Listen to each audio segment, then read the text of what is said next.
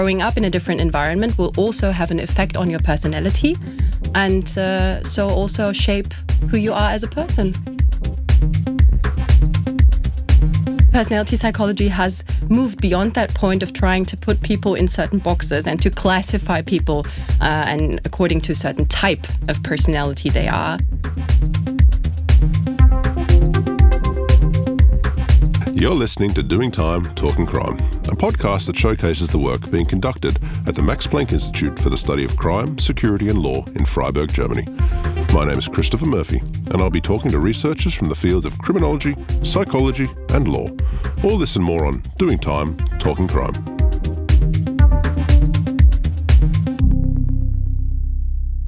Well, welcome back to another episode of Doing Time, Talking Crime. Today's episode is actually going to be a little bit different to some of our previous episodes in that we're going to be talking primarily with my guest not so much about crime, but more about personality. This is because I'm joined today by Isabel Thielmann, who is a personality psychologist. Isa's been working at the Institute now for several years, and in our little pre-recording chat, which I always have with my guests, she proved to be extremely knowledgeable about the various personality traits that make you and me who we are. Moreover, Isa has published a number of papers on the topic, looking particularly at how to better understand which personality traits affect pro- and antisocial behaviour. Isa, I've said enough. Thanks so much for coming on the show today. Thank you very much for having me. It's a pleasure. Wonderful. Well, let's get down to business. We have lots and lots to talk about. I guess my first question is, a personality is something we obviously all have. But I was thinking about it, and it's not necessarily so easy to define.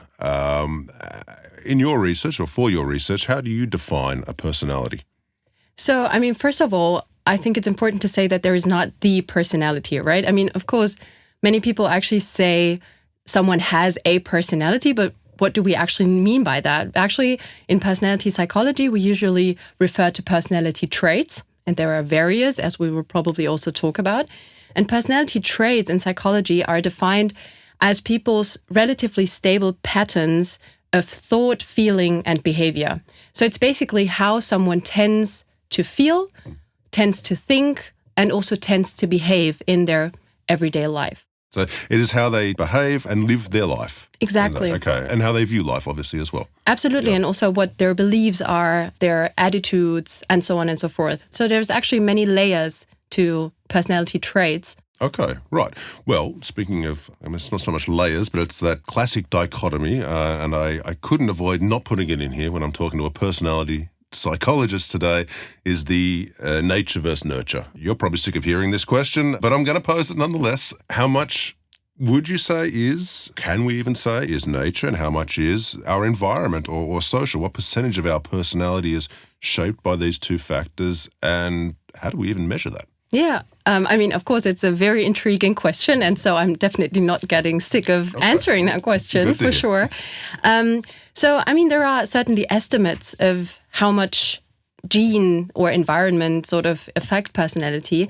What we do know, or what the estimates sort of show, is that roughly 40% of personality is in our genes. So that's basically what is inherited. And also another roughly 30% is made up by the environment that we're living in. The rest is sort of measurement error.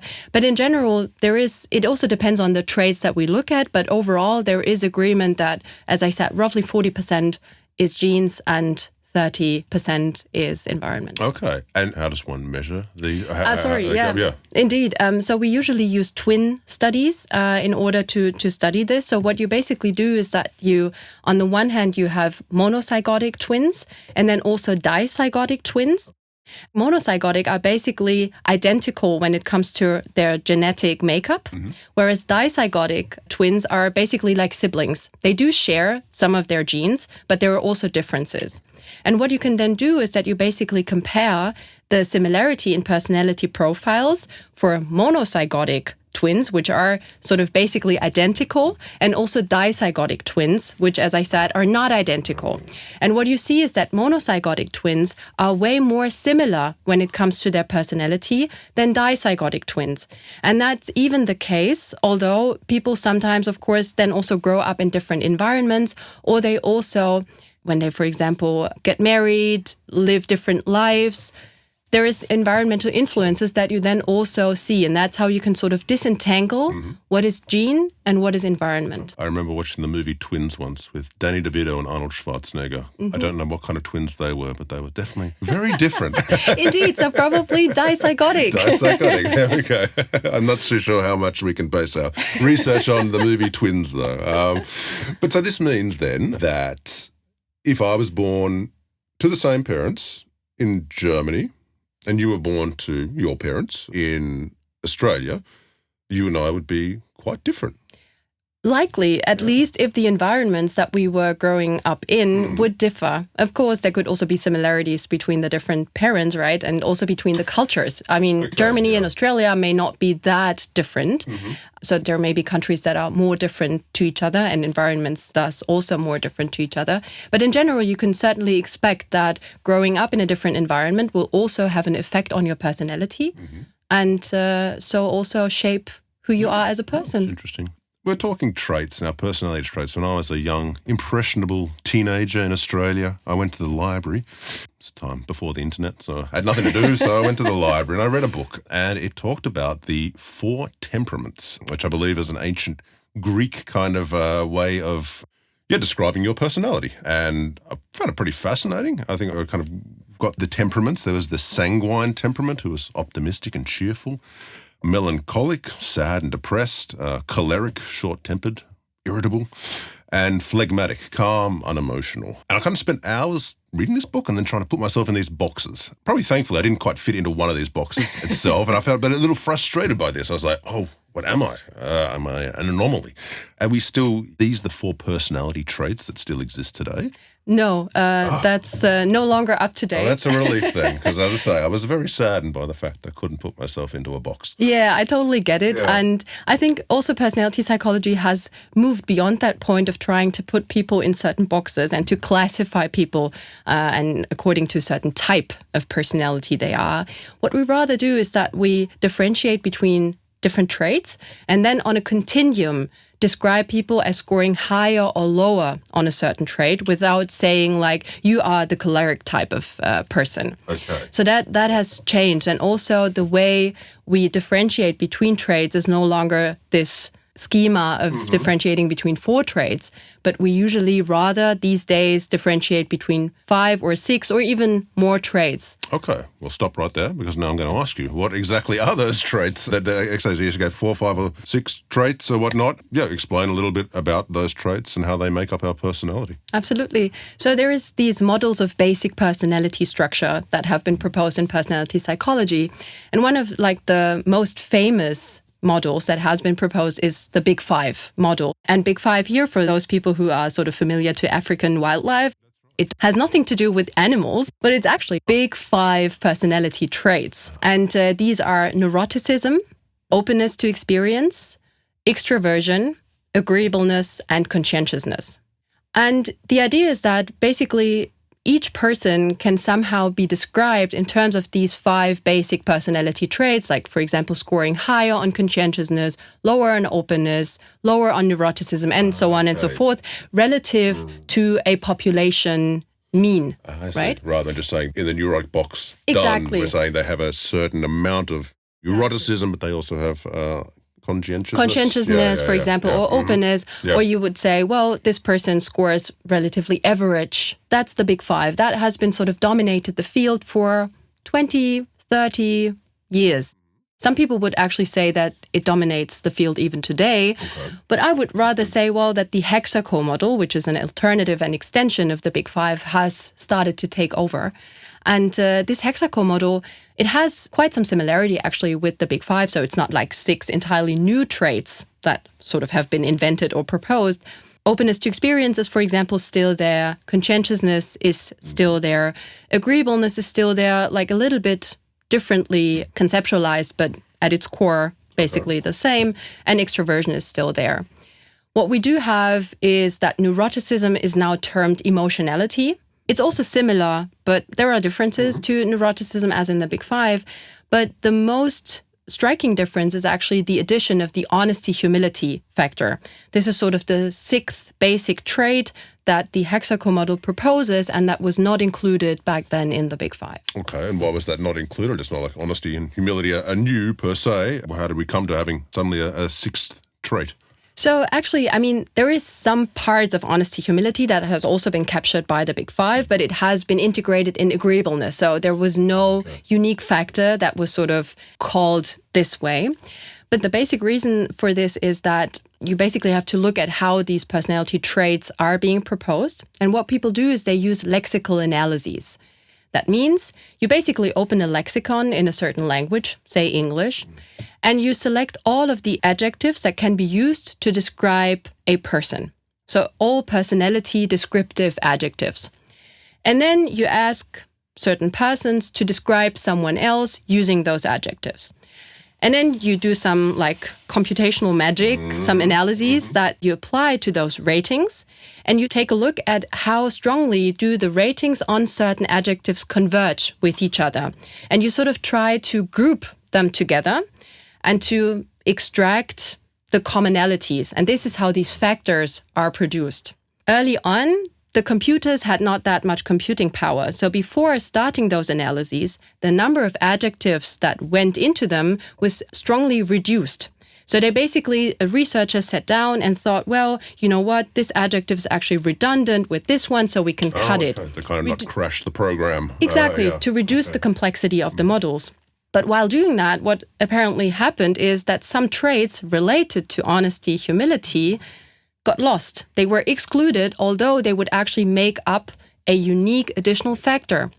So when computer power increased, there were some smart Canadian researchers who conducted these analyses again, but now using all of the adjectives they had at hand without doing the exclusion part before. And what then happened is that once in a sudden, a sixth factor actually showed up. And that was the start of proposing the Hexaco model and this additional sixth honesty-humility factor. Okay, right. Well, I mean, it's all the rage at the moment, AI, ChatGPT, quantum computing. Is this a goal of yours to use these new supercharged models to find the seventh factor, seventh trait? I mean, it sounds tempting, I have to admit, but frankly, no. Why is that? In the end, it's only a descriptive model. So we try to somehow reduce the complexity because there are so many more characteristics and personality traits that we can differentiate. So it's basically a simplification and a description in order to make this information somehow digestible and in order to be able to communicate about those traits. And in fact, I mean, whether there are 5, 6, 7, or 8, it's always just a description of what is out there, but there is never any truth to it. So in psychology, we call this, and in general in science, we call this latent factors. It's not really observable, but it is something how we interpret the data. And right now, there is quite some good reason to believe that the best description of all these traits is 6 factors. Okay.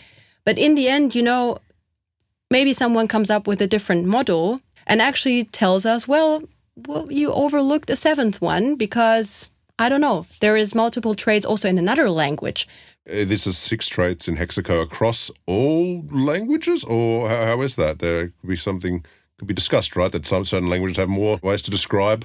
Indeed. I mean, that's also one of the reasons, like the Big Fives, when they were proposed, all the research was basically done using English language research. But then later on, also the 2 Canadians, Michael Ashton and Ki-Bom Lee, they also tried to look into personality in other countries, but again, mostly Western countries. So they added, for example, German, Italian, Polish, you name it. But there is also more recent developments looking at languages that are much less represented in research, such, for example, click languages in Africa. Because, of course, the idea is that we can describe personality that is sort of globally valid and that does not only apply to a certain group of languages or just a certain country. We do want to describe people all over the globe. And that, at the moment, we really do not know. But that's also maybe something in the future. Okay. So let's say there are 6 traits. Of these traits, which then is the most connected to pro and antisocial behavior? That is certainly honesty, humility. And that's also why I am particularly intrigued by this new model compared to the Big Five, because it helps us to understand individual differences in pro-social and antisocial behaviors much better than when using the Big Five model. So this is sort of our trait to look at when we're interested in these kind of behaviors. Okay. Well, don't go away. I'll be back with Isa after this short break to talk more about pro and antisocial behavior and also about the trait of honesty, humility. You're listening to Doing Time, Talking Crime, a podcast by the Max Planck Institute for the Study of Crime, Security and Law. Alrighty, well, welcome back to Doing Time, Talking Crime. I'm joined today by Isa Thielmann, and we're talking all about personality and personality traits, and in particular, the trait of honesty, humility. And that's where we kind of left before the break on honesty, humility, and measuring that trait. Okay, we talked about all the lexicons or lexica in the world, people reading them or computers going through them. I'd like to know how you, though, say to someone, or how you measure someone's honesty or honesty, humility. Obviously, if you went up to an honest person, they'd be like, hell yeah, I'm super honest. But you could go to a dishonest character and they'd be like, oh yeah, I'm honest as well, right? So there seems to be a little conundrum there. And also, sometimes an honest person could be generally honest, but in other instances, they may cross over to the dishonest side and vice versa. How do you measure that? It's tricky, but what we generally do to measure personality traits is that we use self-reports. So we have, say, a number of items that is statements that can be used to describe a person. And then we basically ask a person to what extent this person agrees or disagrees to the statement. So, for example, one statement that is used to measure honesty, humility is, if I could steal $1 million without getting caught, I would do it. And then people are asked to agree or disagree on a scale, say from strongly agree to strongly disagree. You basically give people a number of related items that are all supposed to measure this trait and then aggregate. I see. So without actually specifically saying, are you an honest person or not, you're asking more. You're beating around the bush, but trying to get that answer at the end. Yes, exactly, okay. Because the idea is also that if we used these very blatant statements or questions like, are you an honest person? It's very difficult also for people to answer this because, as you said, it can also depend on the context. I could be honest in some contexts, but maybe dishonest in other contexts. So how should I answer that question? So personality questionnaires usually use these kind of different statements. And then, as I said, ask participants or people themselves to score themselves on those statements. Another way is actually to ask close acquaintances or like relatives, a person's partner, to describe the person on those traits. So that's called observer reports or peer reports. It's basically, how a person is seen or perceived by someone else. What we do see there is that actually, sticking to the example of honesty, humility, that this self-reported traits and the observer-reported traits converge to quite some extent. Okay. So there seems to be some similarity in how people perceive themselves and how they are perceived by others. The correlations or the relations between the two are not perfect, but they are substantial. But as you said, there is, of course, especially when we talk about honesty, people will wonder, well, but you may not be honest about your dishonesty, and you may basically present yourself in a much more positive light than is justified based on your actions. And you fooled everyone. They think you're super honest. And Indeed, and maybe you're not. So what we also do in our research is that we use behavioral paradigms. So we try to actually measure behaviors in controlled laboratory settings. And one task that we usually use to measure people's honesty is the so-called DICE task. It's part of the class of cheating paradigms. And in the DICE task, what you basically do is you give a person a dice in a cup. You ask the person to roll the dice and to look at the number secretly. So only the person can see the number. And then you tell them, for example, if the number is 3, you get €5. The person is just asked to report whether they rolled a 3 or not. And if they say yes, they get the €5. If they say no, they will go away empty-handed. So they will not receive any reward. So, of course, there is a high temptation to just say, yes, of course, I rolled a 3. Yeah, simply because no one can actually know. That's why it's not being controlled. You get your fiver and at the door. Exactly. But an honest person would certainly then say, if they rolled, say, a 5, no, I did not roll the 3, and then also not receive a reward. Okay. And they're aware of the game rules when they go in. They are. They're told you're going to play this game, and if you roll that number, then... Indeed, they are. They also know it's completely anonymous, so for each and every single participant, we cannot track whether they were honest or not.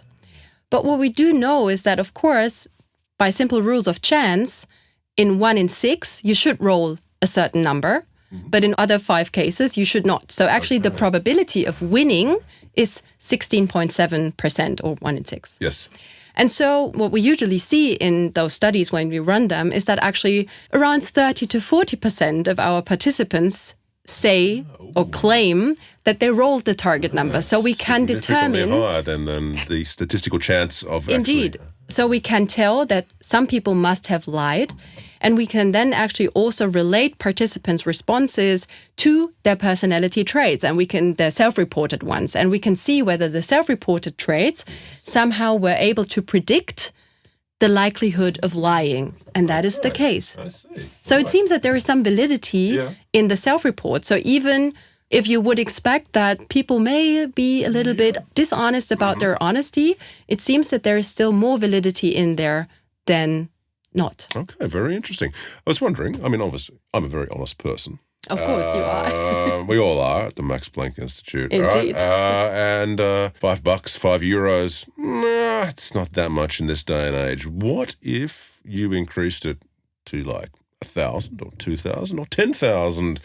Has anything been done with this idea of actually increasing the sum? Would we get more dishonest answers and more 3s being rolled than 80% of 3s being rolled? So, I mean, you're not the first one asking that question. We've been asked that a couple of times, actually, when we sort of tried to present that research to colleagues. They were also like wondering, but what does that tell about dishonesty in real life when the stakes are higher?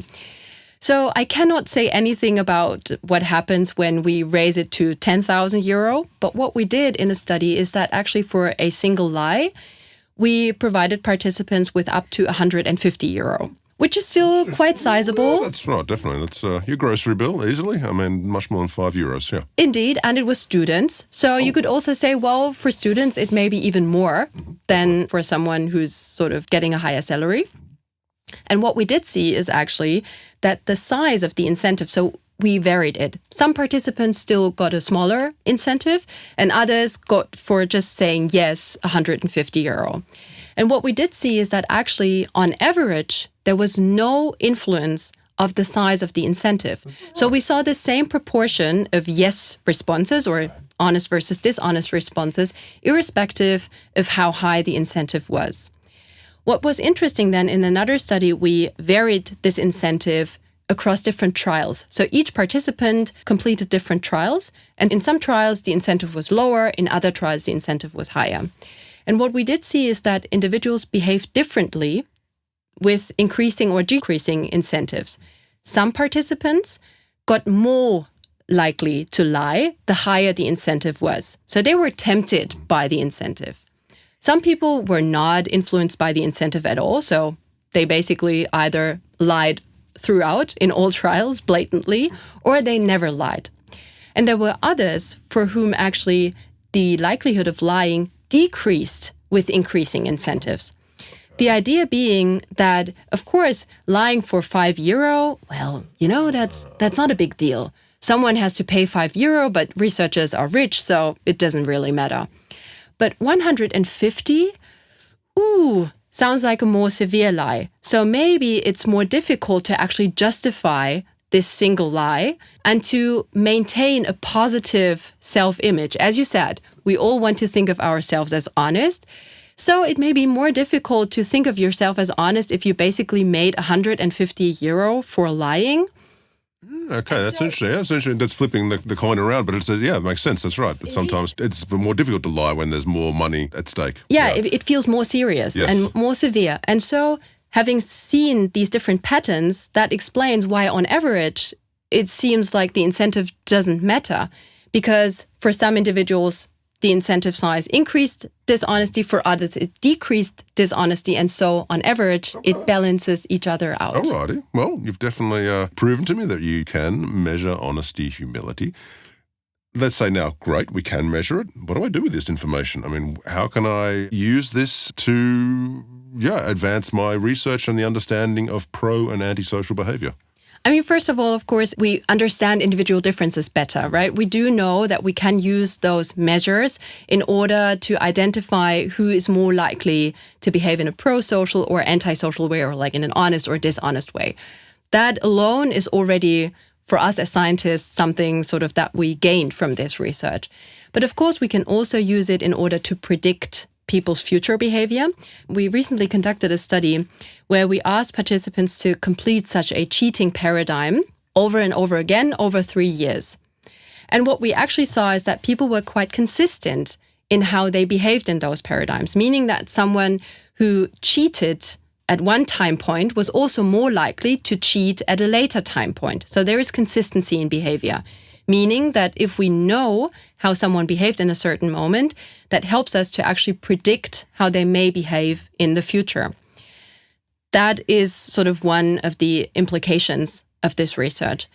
But what we also can do is, if we know that these traits are the ones that relate to all kinds of actually pro-social and antisocial behaviors, we can think about how we can use this knowledge to maybe develop interventions that can sort of help people increase on those personality traits in order to show more desirable behaviors in the future. Okay, but because you were saying that over a 3-year period they often remain static, the traits, but that doesn't mean they can't be moved up or down. Indeed, that's a very important, that's a very important aspect of personality. Actually, for quite some years, the idea was that personality is something that is fixed.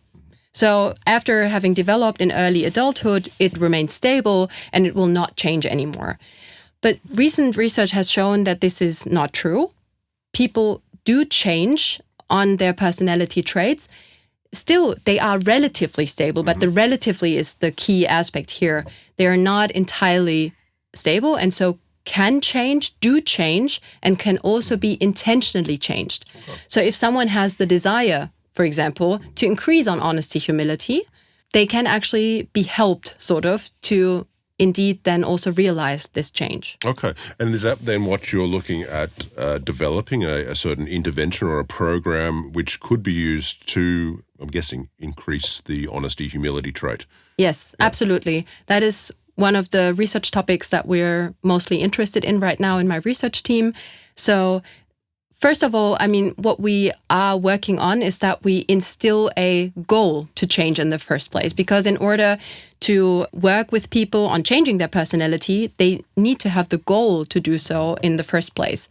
Without a goal, I mean, we will not force people to change their personality traits, right? You need to have that goal to change. Okay.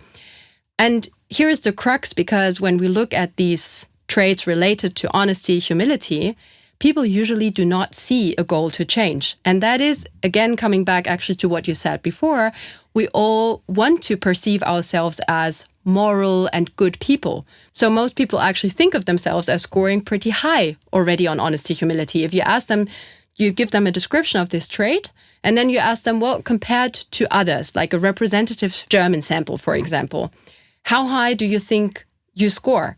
Most people will actually say, well, I think I score above average. Okay. So I'm pretty high already. Why would I need to change any further? But what we have figured out is that when we basically provide people with feedback about their actual standing on the trait, they will realize... Could be a fly on the wall then. Yeah, there is a okay. discrepancy. Yeah. You know, we basically hold up a mirror to them. So the same kind of study over the 3 years here with the various tests and... That is one possibility, but we usually actually do is that we collect these self-reports using items and also get observers, like, as I said, close acquaintances to rate that person. And then based on both these types of information, we can provide people with feedback on how they score relative to others. Okay. And so, for example, they might think of themselves as scoring quite substantially above average, but then they learn in our study that they in fact only score below average. So there is a discrepancy between their self-image and their actual standing. And the idea is that if we do that, people should actually develop a goal to then increase on this trait in order to actually become above average. We've seen in our research so far that this seems to be a promising way in order to instill those goals to change. And once we've sort of figured that out, how we can most effectively do it, the next step is indeed to develop an intervention that can then help people realize this goal to change and to indeed become higher on this trait. And that's where you're currently at. You found out how we can, at least to begin with, instill motivation to improve, and now you're developing the intervention itself. Yes, indeed. We're starting right away with this, or at the moment. Mm-hmm. Oh, good. Very interesting. Well, my last question then is, so we can get back to developing this intervention or finding the seventh trait, is also a bit of an old classic like nature and nurture. It's the difference between science or academia and practice. How do you plan on then sharing that with, let's say, therapists who are obviously on the ground, do probably already do these kind of interventions, but could maybe also benefit from learning about what you've found out to help their patients? How do you intend then to share this knowledge? Mm-hmm. Yeah, I mean, first of all, what is very important actually to know is that therapy, like in psychotherapy, one of the key goals is actually to implement a personality change. So we can also learn from therapists when we design these interventions. And this is exactly what we do. We also draw on principles from psychotherapy in order to develop these personality change interventions. But then, as you rightfully say, we also need to sort of bring that knowledge back to the field. And that's, of course, a huge challenge. So what we do and what we just did is actually we wrote a chapter for a book that tries to integrate these clinical perspectives or therapeutic perspectives with perspectives from personality psychology in order to facilitate the communication between these two fields. Then again, of course, the therapists also need to read this book and read the chapters, and that's where it gets challenging. But we try to reach out to them, try to communicate with therapists as well, and also try to communicate with clinical psychologists who basically provide guidelines for therapists that then are also read by the therapists. So, I mean, it's a long way, but I think by sort of having a fruitful exchange between clinical psychology and personality psychology, we can both learn from each other. That sounds very promising indeed. Isa, that's all we have time for today, so thank you so much. I found it very interesting today, learning a little bit about personality. I'm glad I can put away the 4 temperaments and now have the hexagon model. Exactly. I will send you the questionnaire, and then you can you can try to figure out your profile and how high you score on which trait. But I mean, you definitely score very high on honesty, humility. That's for sure. Yeah, well, I'm putting on a good facade. Report, that's an observer report. That's right. And I should note that I put in our podcast description a number of your articles and linked, because I think you've got a number of them that have been published and are also open source. Yes, absolutely. Okay, wonderful. Well, thank you so much for being on the show. Thank you very much. Yeah, it was much fun. Yeah, lovely. Thank you.